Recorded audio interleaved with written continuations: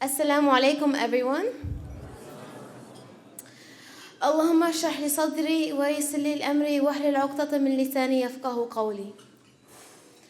I want to start off by asking you guys to close your eyes.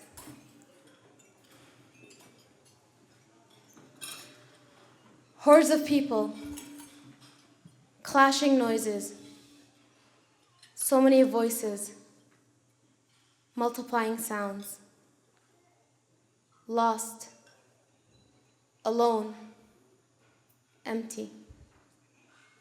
Feel for a corner, feel for a chair. This is a camp of empowerment and hope. Hope? Yes, hope. Like a hope for? No. No, no, no. I know what hope is. I hope I'm easily missed. I hope I'm not seen. I hope I'm lost in the crowd. For this is what hope's for. Sink down. I hope that I am not seen. If I myself cannot see, I don't want to be seen. If I'm not seen, I can continue to exist. I've survived these past 12 years following this model. Something this camp cannot teach me, for I already know. Slump down. Press my body into my body to try and achieve perfection. I am now invisible, and I can breathe now. A hand, a gentle warm hand, touching my shoulder by accident. An entire body wrapping around me, engulfing me, squeezing me. An enormous casual question. Hey, what's your name? Can I be your friend? I stammer, stutter, mumble, pause. Be my friend. Stumbling through words, tongue won't unloosen. I don't understand. How can he see me? This is a poem illustrating a true reflection of one of the blind kids that we've worked with in Lebanon in one of our programs in my nonprofit. And this story is a story of many blind kids and disabled kids out there. People with disabilities are marginalized in many different ways. They feel isolated. They feel like they're a charity. They feel like they have no value in society. There are 1 billion individuals in this world with a disability. 1 billion. That's 1/7 of the world's population. And it doesn't come close to having that fraction being represented in our communities.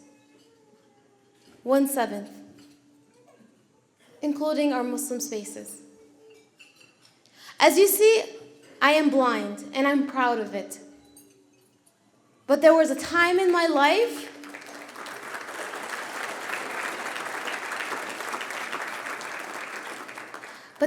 there was a time in my life that I was ashamed of it. I used to go to my local masjid when I was growing up, but I used to hear phrases such as La hawla wa la quwwata illa billah. Allah yashfiki, may God cure you. I used to be put in the corner sometimes. I used to feel like I was no one. And I used to be ashamed of who I am. But then I realized that I was associating my identity to how society perceived me instead of my identity to Allah. And me being ashamed of myself, that means I was ashamed of how Allah created me. Forgetting that Allah is the most loving, the most merciful, and the most protector. And that Allah has a purpose behind creating us, each of us in an individual way. Each single one of us. We are all created imperfectly in a perfect way. When we look at nature, we appreciate diversity.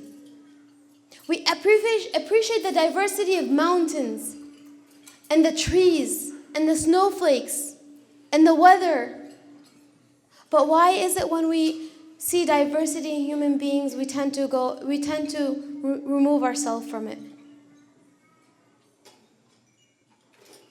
Why don't we focus on the abilities within one another and not the disabilities? It took me a long time to come to where I am. And I would have never, and growing up, I never asked myself, or I never asked Allah to give me my eyesight. Never. The dua that I always made was, Ya Allah, please provide me and give me whatever makes me closer to you. And my blindness has been the biggest blessing in this world. My blindness has created my personality, has given me resilience, perseverance, stubbornness, creativity. But most importantly, my blindness has gotten me closer to my Creator. And what helped me get to where I am is my mother. My mother, 21 years ago, she found out that her eldest daughter at age 7 lost her vision. That's my sister. Then 2 years later, she finds out that her second daughter at age 7, which is me, lost her vision. And like a lot of people at that time, she thought she was being punished by Allah. She heard things from her extended family and friends back home that you would never want to hear. Your daughters are useless. They're not going to amount to anything. There's no point in educating them. But my mom right now says, having me and my sister and having us becoming blind has been the biggest blessing in this world.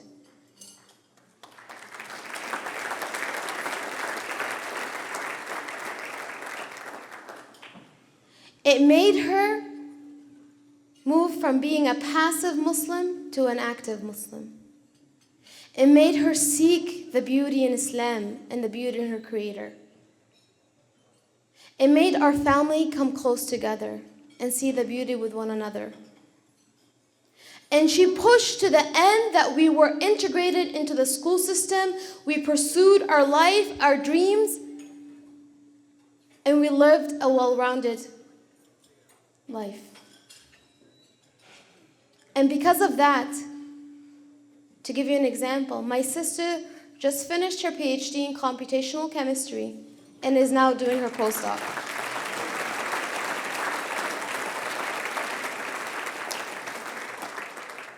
My mom taught me what full inclusion meant. Full inclusion means changing the narrative surrounding disability. Full inclusion means having the individual with a disability to believe in themselves, their ability, and that they have the ability to be change makers and productive makers of their community. And full inclusion means society sees the value in everyone. And when I mean everyone, I mean all types of disability, whether that's sensory, psychosocial, intellectual, physical. There's a value in everyone to be integrated in our community. We need to move from the charity perspective to the value perspective.